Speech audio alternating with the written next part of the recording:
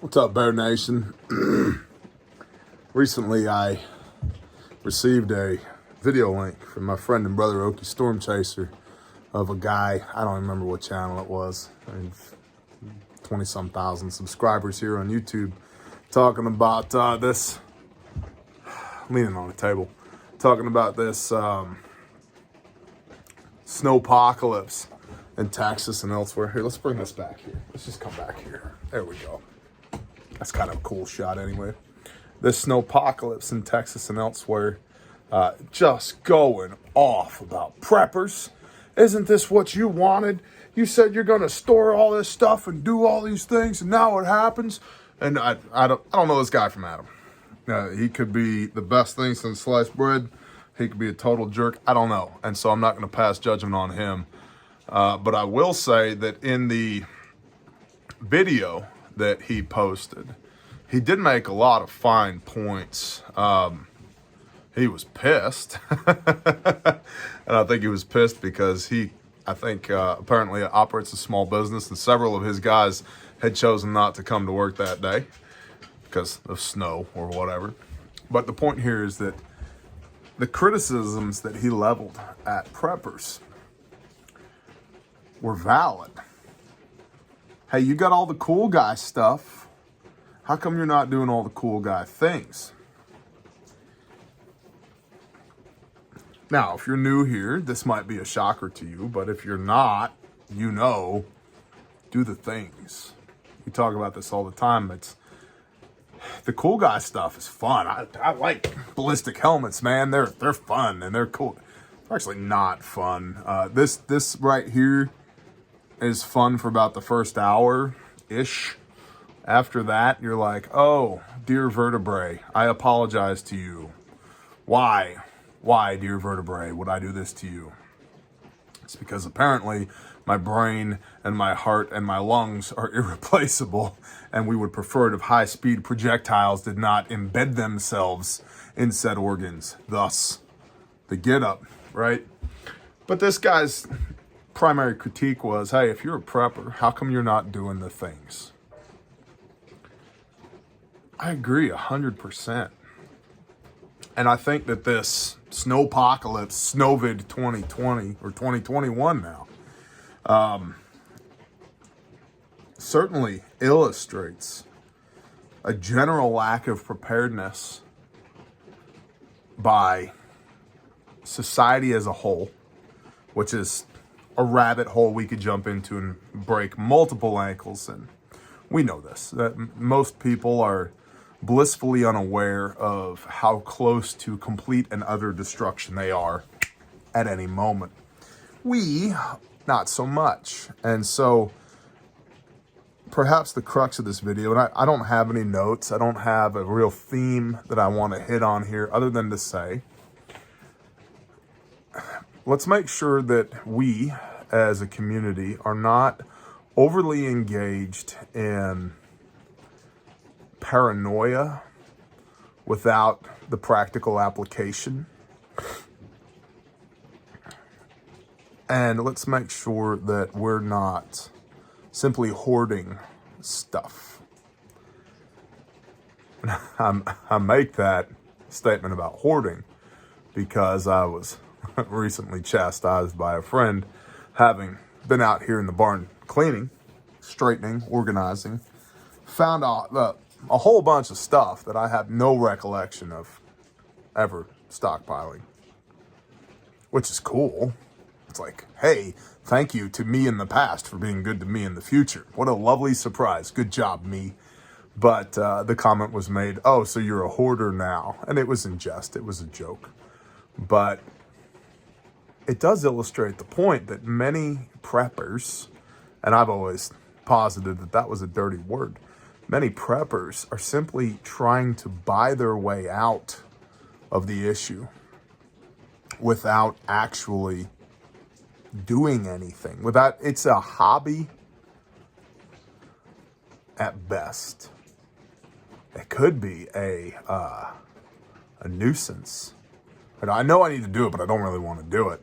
So I'll do it a little bit so that I've got, my my 4 weeks of freeze-dried food and a couple of gallons of water and some cases of water put up. But I don't really want to do this, so I'm going to check that box and move on. And that's fine. If that's your level of buying, that's fine. But, you know, we're a lifestyle here. We do this as a lifestyle. And so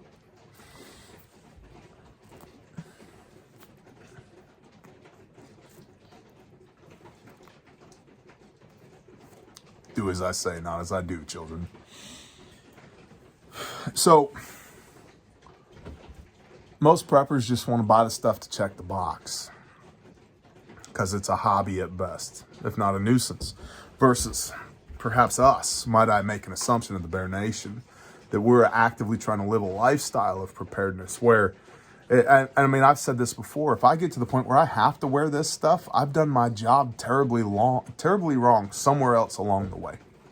If I have to be in a plate carrier and a ballistic helmet, something's bad, bad, major wrong, right? I just want to grow my own tomatoes. I want to raise my own sheep. I want to raise my children in the way that they should go so they do not depart from it when they are older. And I want to love my wife and grow old and live a normal life.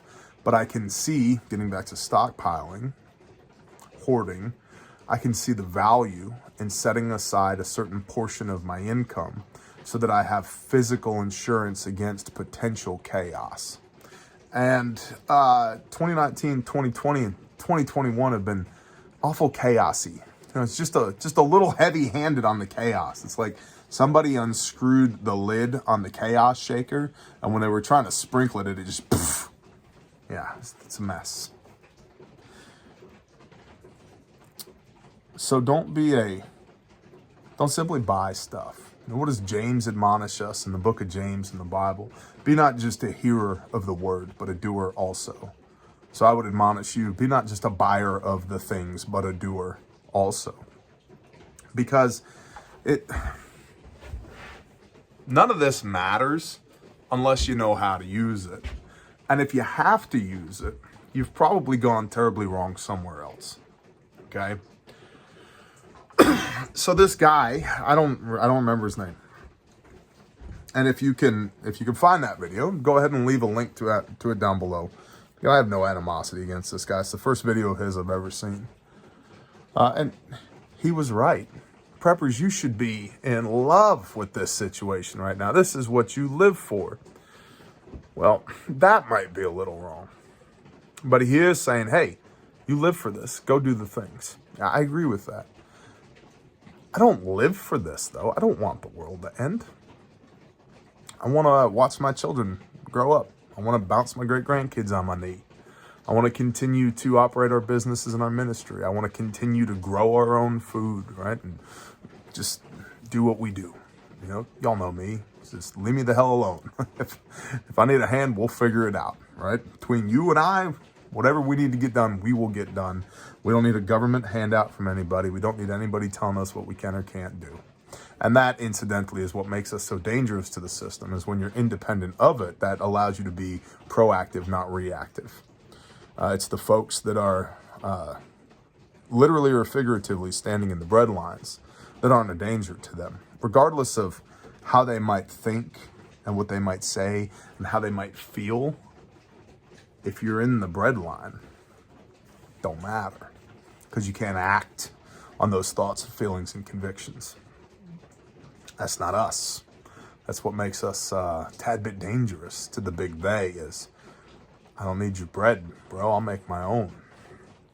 And if I can't make my own, I'll figure out a way to make my own.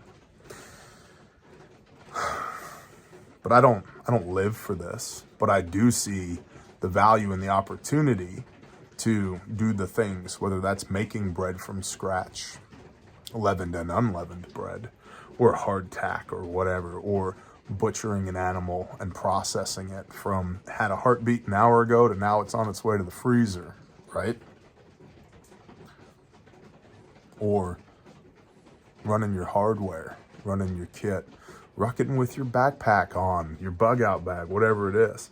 These opportunities do present themselves, and we do ourselves a disservice if we don't take the opportunity to actually go do the things.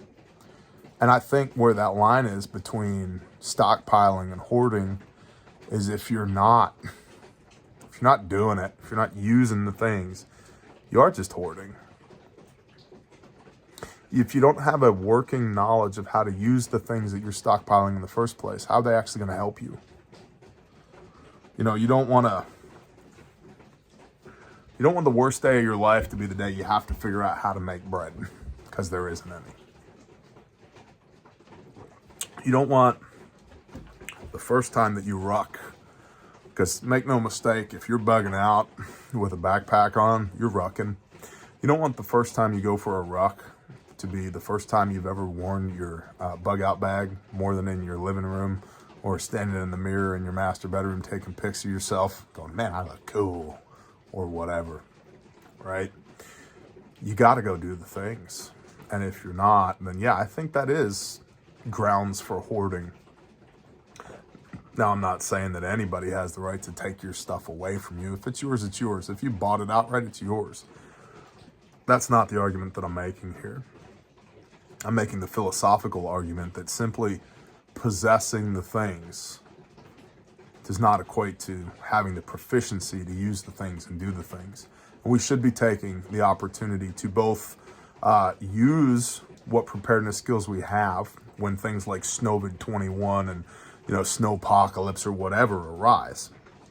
But we should also, because we're doing things when these opportunities arise, be learning from the doing after action reports afterwards. Seems like a trivial thing, but you know what keeps coming up over the last year, 18 months? I need a damn dairy cow. Like, for real. It's like my biggest pain point. I need a dairy cow. Well, in order to have a dairy cow, at least for us, we need to have a place for it to go. So springtime, we're building a barn. And when we have a barn, we can have dairy cow in the barn, and then we can do the dairy cow things. And I know you can get milk from goats. I'm not a big fan of goats. And I know that you can milk sheep, but our sheep, their milk output is going towards raising and weaning lambs, which ultimately are destined for the pasture or the freezer. So that's not a great use of the milk. There's no excess milk going on around here. But my point is, because we're living this lifestyle, we're engaging in this at every opportunity to do and learn from doing, we're tightening up our ship, okay? Our orders of operation are getting better, and we're revealing the weak points in our systems now, that if there's a major hiccup in the system, it's not catastrophic for us. I can get by without milk, y'all. I've got powdered milk. I've got condensed milk. I've got all that. It'd just be nice to have a dairy cow. But it's really comforting, honestly, that that's my primary concern. 2019, all of 2020, now into 21. My primary concern is, hey, it'd be nice to have a dairy cow. Praise the Father. But also, by the sweat of the brow and the blood of your hands, you will eat your bread, man. Genesis chapter 3, I believe. Right there in the beginning of the book. Meaning you got to go get after it, or it ain't going to happen. So, just a bit of a stream of consciousness video for y'all. Yeah, that guy's right to chastise preppers.